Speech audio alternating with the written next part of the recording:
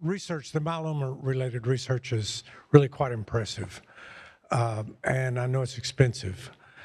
I assume that much of this research is funded by NIH, CDC, FDA, some related organization. And I know from having worked in research that a lot of the funding has been dried up in the last year or so. Is there anything that we can do other than the obvious, write a letter to our senator or congressman, anything specific that we can do to help ensure that this funding continues?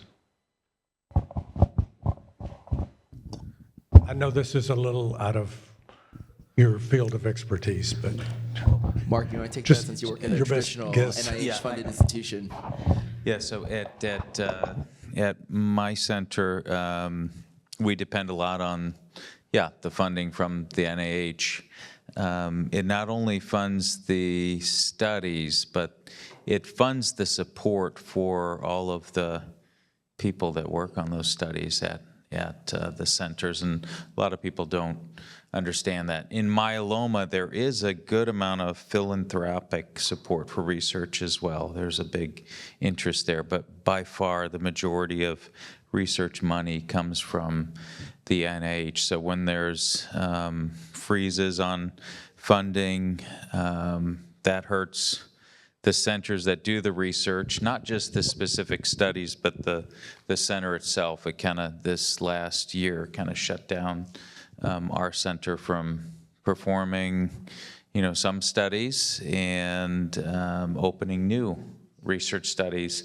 And it also means that slows the advances in myeloma, because it takes, from the concept, I presented a slide about some of the preclinical work. For that concept to get into the clinic takes years and years, and for a drug to get approved, a decade has gone by. So a lot of you are dealing with fixed timeline. So if you hit a hiccup like funding and it shuts down the work on a study or a new novel concept to come to the clinic, that's devastating.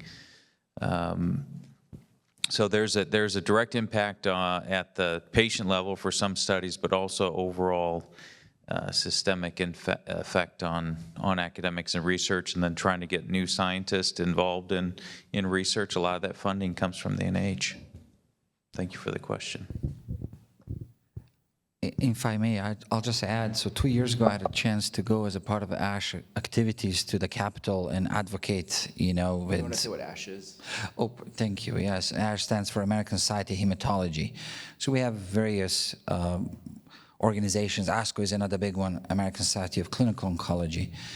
So, and then there's Society for Transplantation, TCT or ASBMT, et cetera. These are all groups of professionals that work on doing research and supporting basically development of new therapies in any area of medicine, including in cancer. So 2 years ago, I visited Capitol with some other folks, and this is literally what we did. We advocated for the support of NIH budget and other things. And really what's lost is, I can tell you, for the state of Tennessee, over 10,000 jobs were supported, over $200 million of federal funding, over the preceding years, that really were responsible for exactly what Dr. Schroeder was saying, accelerated, development of new ideas and concepts. Sometimes it's as important to try to invest in a limited amount in early exploration and not waste the resources in bigger explorations for certain things if you see that it's not worth the support. So I mean, I second everything you said, and just wanted to sort of point out, in all our states, and this was just Tennessee, the over 10,000 jobs were supported by all that budget.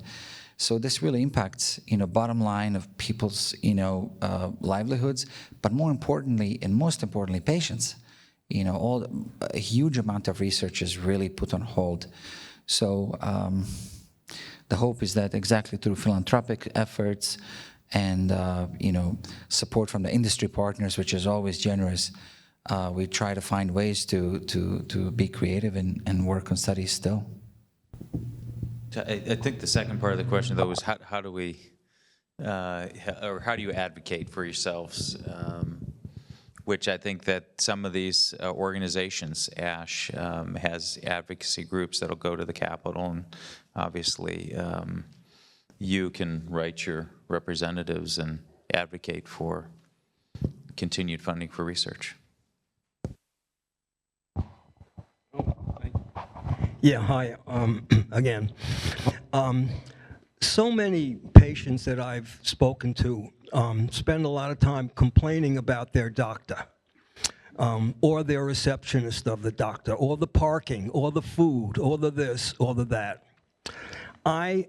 Through my journey in multiple myeloma, I felt very comfortable getting a second or third opinion all the way through. 2 questions. Could you, and I'm talking about out-of-town opinions. If you want an opinion in St. Louis, you can do it. If you want it at the Mayo Clinic, you can do it, wherever it is. 2 questions. Could you explain to people exactly how they get a transfer of records of sorts to get a second opinion someplace out of the state? And number 2, maybe more important, would any of you, I know the answer to this, would any of you be insulted if some patient said to you, I would like someone at the Mayo Clinic to talk it over?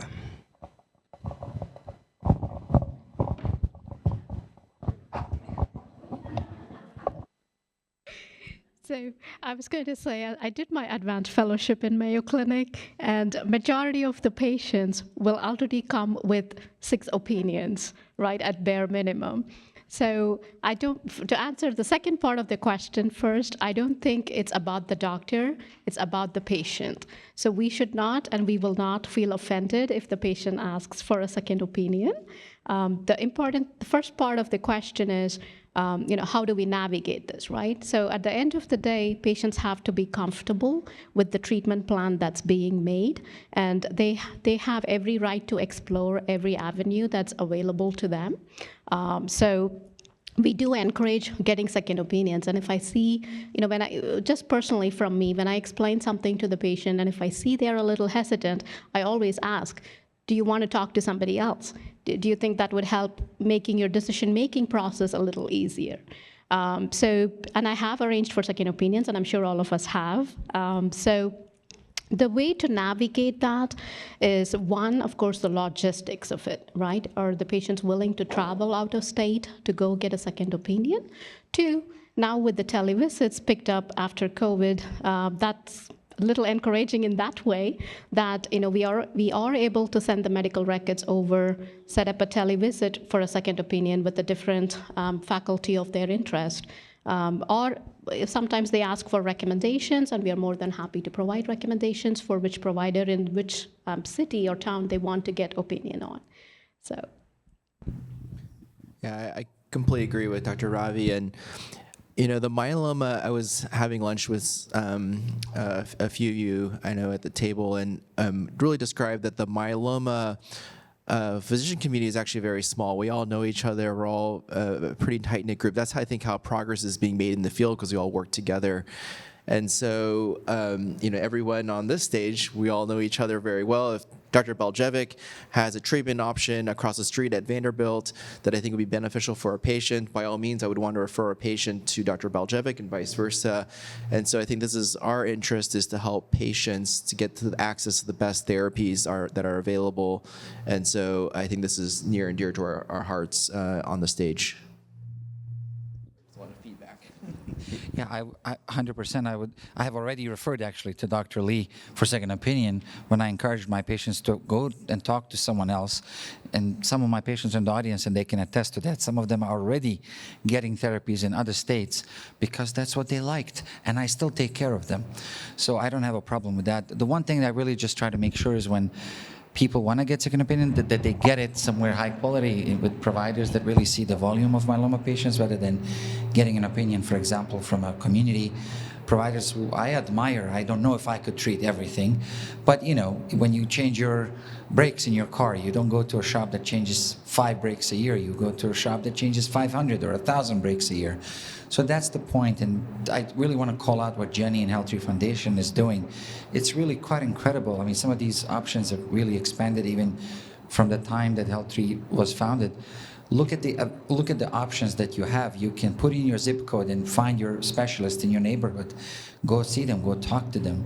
So we live in an era of modern era, information era. Patients are increasingly, aware of. You saw by our talks, we didn't really change our talks at all today. We spoke as if we were speaking to our colleagues. So that's really second nature, really, because otherwise we're not serving the patients properly. I was just gonna add that to follow up on the telemedicine, because not all patients are able to travel. And it's hard to get up and travel just for the second opinion. So there are certain academic centers that have a second opinion available, say on their website. You can search and you can fill out your information, request a second opinion virtually, and they'll gather your records and give that opinion to you. The problem comes, though, if you want to consider, say you go on Jenny's site and you get a clinical trial that is a good match for you. Those are not necessarily available at all centers. So if you're looking at a clinical trial, you're most likely going to have to travel to the center. So I have some questions. What is the effect of eating sugar on multiple myeloma? A lot of conspiracy theories say that sugar leads to cancer. So should multiple myeloma patients not eat sugar? And then my second question is, I'm a high-risk smoldering myeloma patient. So what can I do in terms of diet and lifestyle to prevent it from going active?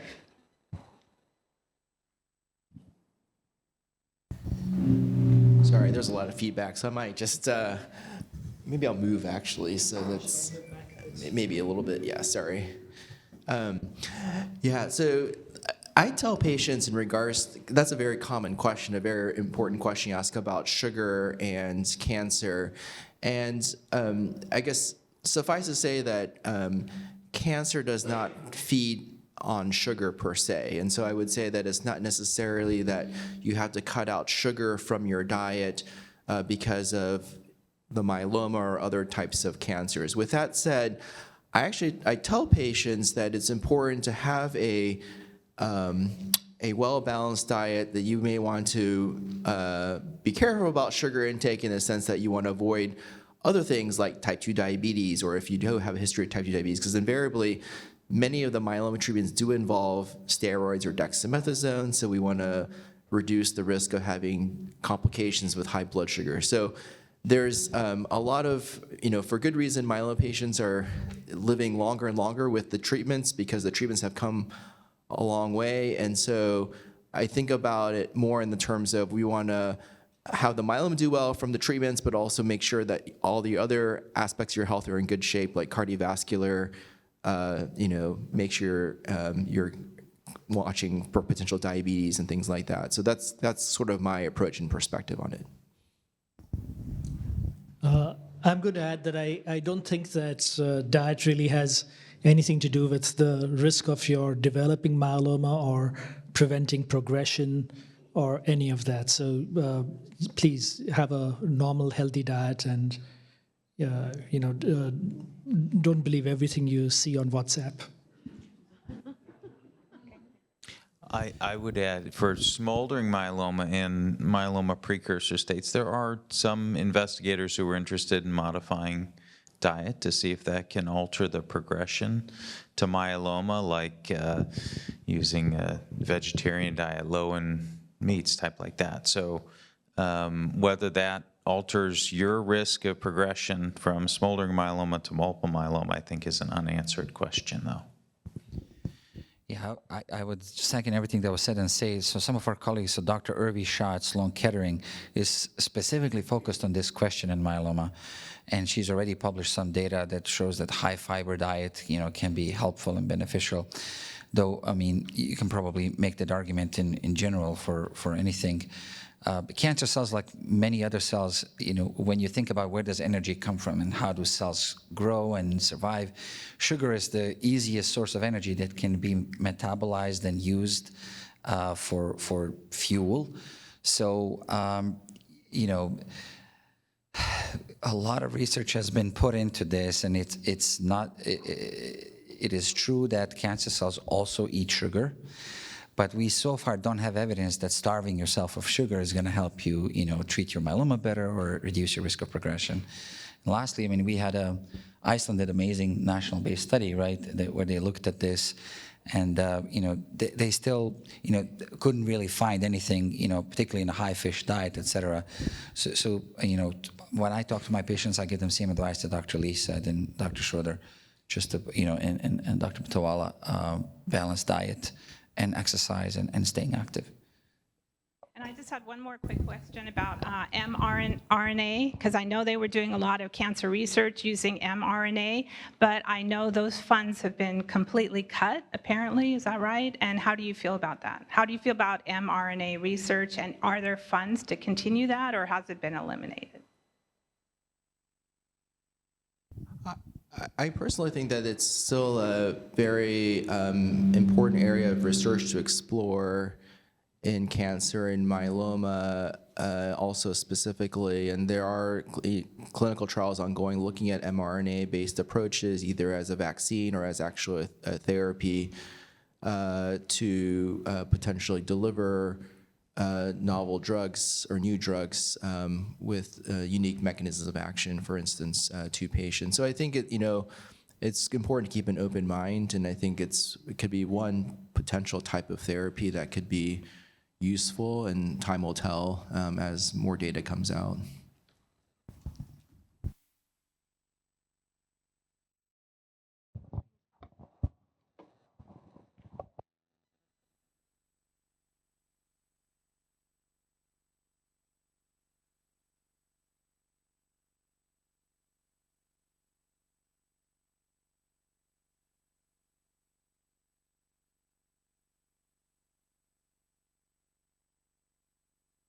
So I can try to take that. I mean, a lot of our studies that we conduct in multiple myeloma, and some that were referenced here, have been international cooperative studies, because this is, I mean, it's the second most common blood cancer. It's still a rare cancer. In order to do practice changing, like to show a benefit in survival or progression, you have to have multiple centers participate to recruit patients, and that happens from centers all over the world for a lot of our studies. In terms of the United States, there are certain treatments available here that aren't available in other countries that we're fortunate to have because of the wealth of resources for conducting research here. So I think, yeah, we are still a leader in biomedical research, but a lot of the progress in myeloma is not just because of our work, it's everybody, and it's a collective participation, and it's active participation of patients like you and others in the room in research studies. Good afternoon. I am a brand new patient, but 6 months into my treatment, I'm in remission. Can I get an amen? I'm so happy. And by the way, I have the finest doctor in the United States of America. His name is Dr. Hans Lee. And with Dr. Lee and the God above, I'm in remission. They didn't have much hope for me otherwise. But my question is, my neuropathy has put me in a wheelchair. What is your experience with patients who develop neuropathy as far as progress? In other words, am I going to improve and get back to my profession as an attorney, or am I going to be in this wheelchair forever? So I'd love to hear from you.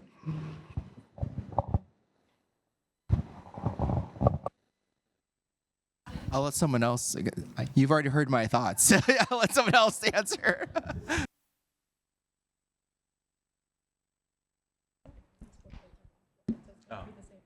Okay, so neuropathy related to chemotherapy can improve over time. If it persists beyond 6 months, those effects can be permanent. In terms of the research around neuropathy and managing, in your case, likely the bortezomib or Velcade caused the neuropathy, there's supportive care to try and manage the symptoms, and with some medicines that block pain signals from nerves, patients can regain functioning, and with therapy can regain some functioning. Some of the damage, though, from drugs like that can be permanent.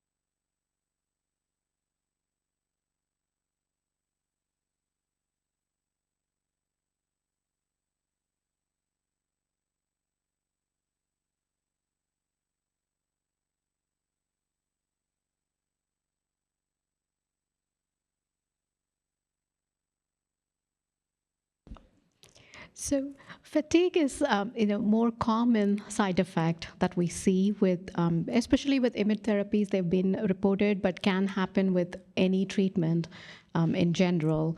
Some of the things that are modifiable that are contributing to fatigue, like say anemia, then we transfuse, try to improve the hemoglobin levels, and then help with fatigue. And sometimes modifying the dose or causing, going down by a dose level on the treatment that you're on, or trying to pause the treatment for some time to help recover. Those are all some of the other additional options that are there. But I think if it is debilitating fatigue, where then we typically, we try to go down on the dose level or give a treatment break if possible.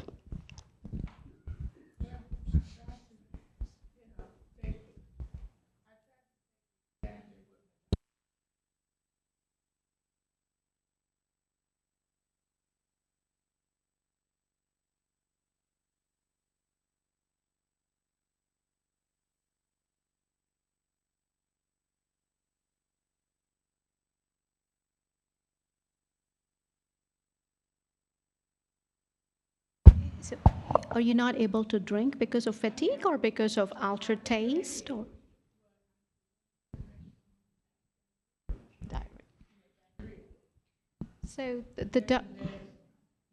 right. So the diarrhea, again, is one of the common side effects with IMiD treatment, typically managed with supportive care with drugs like Imodium or Lomotil, to try to antimotility agents to try to control the diarrhea, and sometimes using drugs like bile acid sequestrants like cholestyramine as a prophylaxis, not wait for the diarrhea to get worse, but kind of take it daily, so that can prevent it from being a worse diarrhea. That is also been shown to be helpful.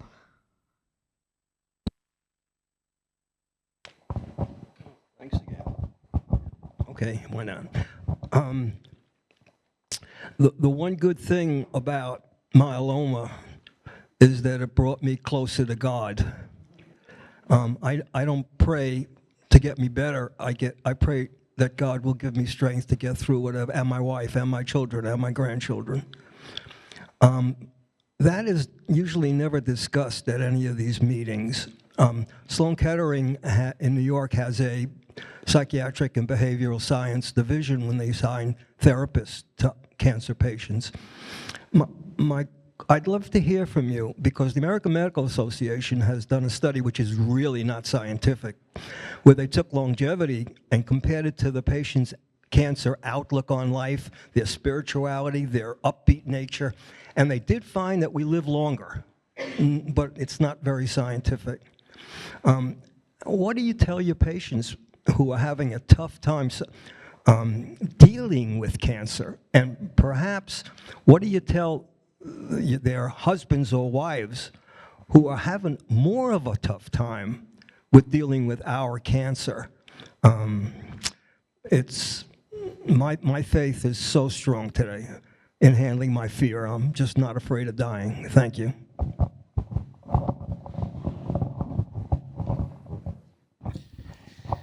Well, thank you for that question, sir. I agree with you. It's the first time ever in my career that somebody's asked it. So I think it's a good question. Let me first start by saying in our calling, I would call it, calling, not even a profession or a job, it's a calling. It's a privilege to serve people. We are bound by, oath that we care for everyone equally, regardless of the fact whether they have faith or not. So I can tell you what I do in my clinic, because faith is very important in my life too, and I agree with you. Those are difficult parts of the everyday life or existence to quantify, right? But what I do in my clinic is, as I establish rapport with my patients and as I connect with them on a human level, and as I sort of gauge how they are, dealing with the disease and understanding of the disease and risks and, questions about longevity and life and death, I ask them directly, is faith part of their life? Is it important in their life? And those that do say that it is, then I embrace it, because I tell them it's important in my life too. And then we can bond over that and we can share that. But I've also had many patients who say that it's not part of their life. And then I don't probe, because I don't want to, make the interaction difficult or, center it around that. Because again, we care for everyone absolutely equally, regardless of whether they believe or not believe, whether they're this race or that race or gender, etc. There's no really discrimination or exclusion by any means. But I would personally agree with you. I would say that, even in some faiths are monotheistic, they have sort of centering around God. Other faiths and beliefs are in other things. My experience has been that people with some level of belief in anything tend to have mechanisms that they can rely on or fall back on that can help them sort of deal and manage with stresses around cancer treatment and side effects, etc., or prospects of longevity as well. So that's something I really embrace in my clinic as well. But as I said, I tread carefully. I'm just going to add that as physicians, we are trained not to bring up issues related to religion or politics.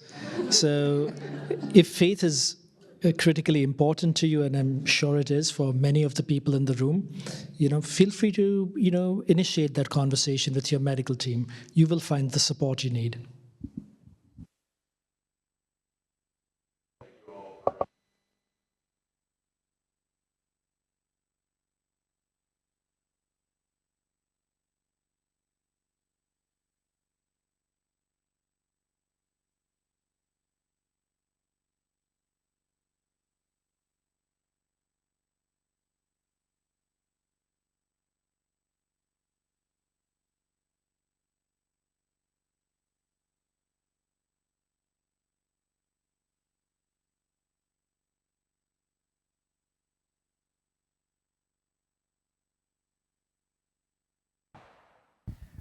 I can maybe take a stab at that. So I think one thing to recognize is that not all myelomas create equally. There are some myelomas that succumb to the treatment easily and stay in remission for a long time. There's some myelomas that tend to be more aggressive, which we term as more high-risk myeloma, that tend to respond well, but also tend to recur faster. So I think that's important consideration in terms of how we think about myeloma. It's not really one disease or one entity, but there's multiple entities within myeloma, to think about it that way.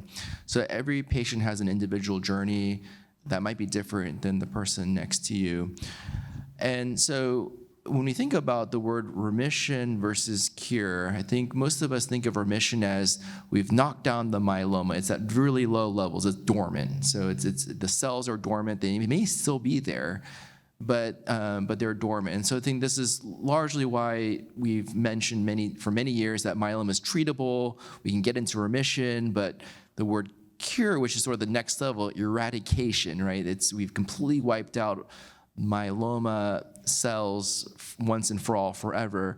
That's been more challenging in myeloma. I think we are getting closer to that point, and I think there are some patients from studies that have had long-term remissions, likely cure, because they've been off treatment for many, many years, and now is trying to figure out who those patients are, what types of treatments would lead to a higher fraction of such cures.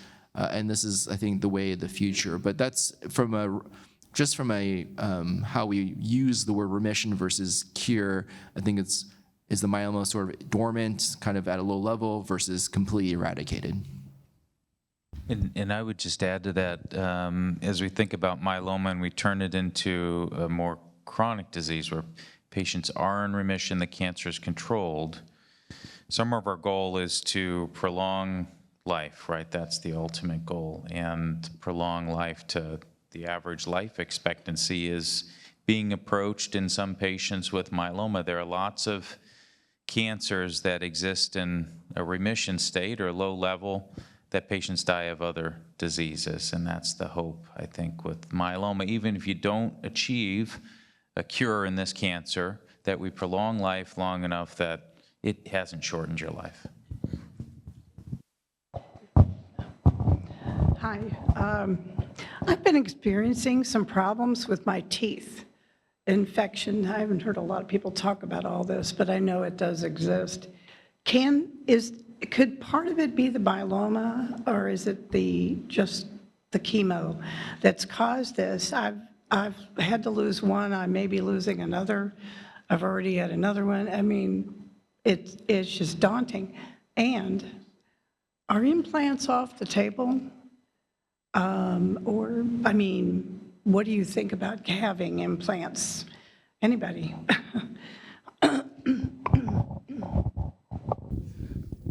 I mean, I'll add that, so myeloma can happen anywhere, right? We heard from our colleagues during the lectures, even though generally myeloma cells tend to live inside the bone marrow space, which is inside of the bones.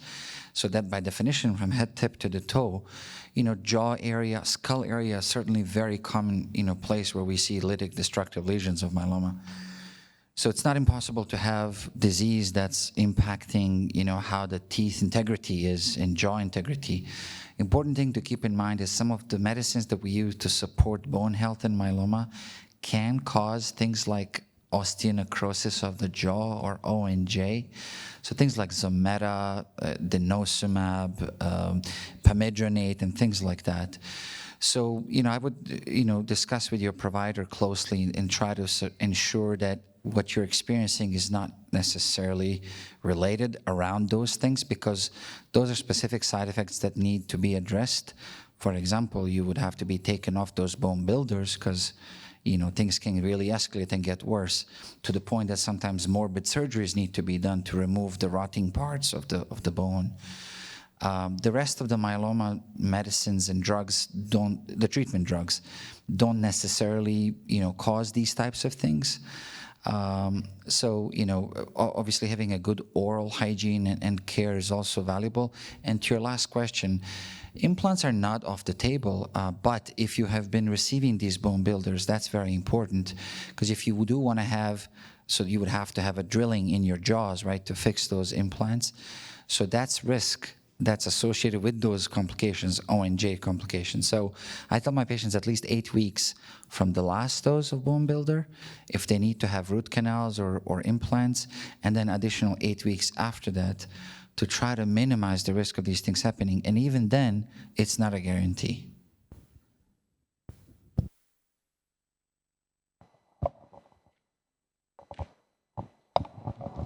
Hi, my name's Marcia. I'm also in total remission after 6 months. Thank you. Thank God. I'm going to do a taboo subject, and so I'm sorry to all of you professional scientists.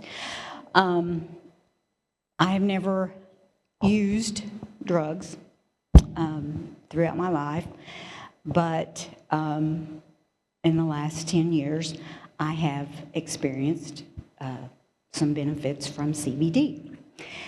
And in the last year, with all of the treatments, I can tell you that it has made a 95% difference in how I felt. And as the lady was saying, when you get up in the morning, you just are so tired. You're like, I just want to go to bed. I just want to go back to bed. And that's not a good quality of life. I'm not talking about having a whole gummy every day or, getting high or anything remotely like that. I have a square gummy that you can buy pretty much anywhere now. They're legitimate. And I cut it into quarters, and then I cut that into quarters. So I'm down to like a 1/16 of a gummy. And I can take that, and within an hour, I feel human. I feel human again. I can stand at my kitchen, I can make brownies, I can walk up and down the stairs without feeling like, oh, I just don't know if I can do this today. So I'm not advocating it, but I'm telling you that it helped me immensely. And the oncologist told me, do not do this when you're preparing for the transplant. And so I swore to him and I promised I would not, and I did not in the pre-transplant phase. I did not do it. But through the 4 months of treatment and afterwards, I have done it. I don't regret it. I have not had any negative side effects from it. It had always been beneficial to me. I figure if it helps post-traumatic stress patients, it can definitely help. So I just wanted to let you know that that's out there. It's still up to you whether you use it or not.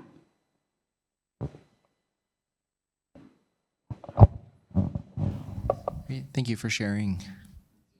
Yeah, I mean, I would just say I get a lot of questions about supplements or, THC. So some supplements, even THC, can interact with some of the chemotherapy medicines we give with myeloma. So it is something you want to review with your physician as well as a pharmacist can review interactions.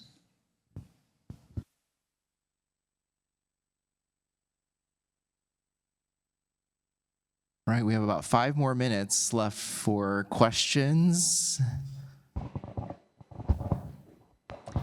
Okay, so when they were talking about Blenrep, can you explain your experiences just with the eye blurriness and all that? Because sometimes when we use terminology like keratopathy and things like that, people freak out and go, I don't know what that is. But I just wrote a note to, maybe you can just share your everyday experiences. Go ahead, since you... So the keratopathy is what we find under a slit lamp exam, right? That's not a symptom that the patient would complain of. Things that patient would complain of would be, my eyes feel gritty or they feel more dry. I start seeing things in double, or my vision is blurred, or sensitivity to light. So those are all some of the common ocular symptoms or eye symptoms that happen while we are on treatment with Blenrep. Having said that, we do not necessarily have to wait for the symptoms to evolve before we find changes in the examination. So that is why putting both of them together are very important, that we do an exam before every dose so that we do have a monitoring of any baseline changes in the cornea, whether the patient has symptoms or not, because the corneal changes can happen on exam without patients reporting of any symptoms. Okay, and then one more question, just about IVIG or infection prevention. So you all mentioned IVIG with CAR-T, with bispecific antibodies. What's your approach to using IVIG for your cellular therapy type patients? So IVIG is IV immunoglobulin. It's a blood product. After cellular therapy or targeting the plasma cells which produce immunoglobulins, you'll become deficient, and that increases your risk for infections. You have other ways to fight infections, but by supplementing it, you can decrease the chance of infections. It's been seen with CAR T cells as well as bispecific antibody treatments. So typically, we'll start patients after CAR T cell therapy on IV immunoglobulin at about a month and continue it for 6 months after their CAR T cell treatment, potentially longer if they've had further issues with infections. And just to add, with CAR T therapy, we do see lowering of the antibody levels in the beginning after the CAR T infusion. Generally speaking, as months pass, usually after a year or so, we do see some improvement of the ability for the body to produce their own antibody levels, IgG levels. So I think that's one potentially benefit of CAR T, is that we do see some improvement of IgG production in the patient's body as time goes on. With bispecific antibodies, those that particularly target BCMA, as long as you're on the treatment, by and large, the IgG levels will remain suppressed in the patient's bodies. So that's, as we've talked about in the presentations, it's become very, very apparent and important that patients should have IVIG supplementation preemptively, proactively, not to wait for an infection to occur, but to take it on a regular basis to mitigate that risk. I will just call out and strengthen what Dr. Lee just mentioned. Initially, our guidelines around immune globulin supplementation were centering around cutoffs as goals, so less than 400 supplement. If you look at all the guidelines these days, they're actually at the discretion of treating physician.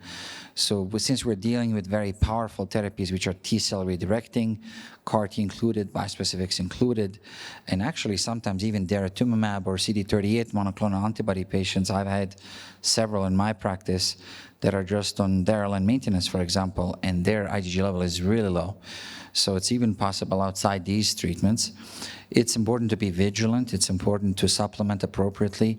And I'll just mention at Vanderbilt, we have recently published our experience, which is somewhat unique, where we give a flat dose IVIG rather than weight-based dose.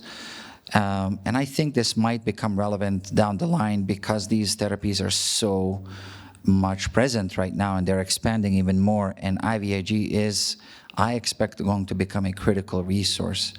So the question is, do we have to dose people based on their weight, which ends up giving them, 100 kilogram person is a 40 grams of IVIG, for example, versus if we can give them 10 or 20 grams, which is sort of what we do at Vanderbilt. So in our, albeit this is single center experience, not something I would, claim, everybody should do, but in our hands at least, over many, many years in post-transplant patients, in CAR-T patients, in bispecific patients, the data so far we have presented is only in bispecific antibody patients. Patients can do fine. The key thing is, though, just to be proactive and to dose it regularly and from the beginning.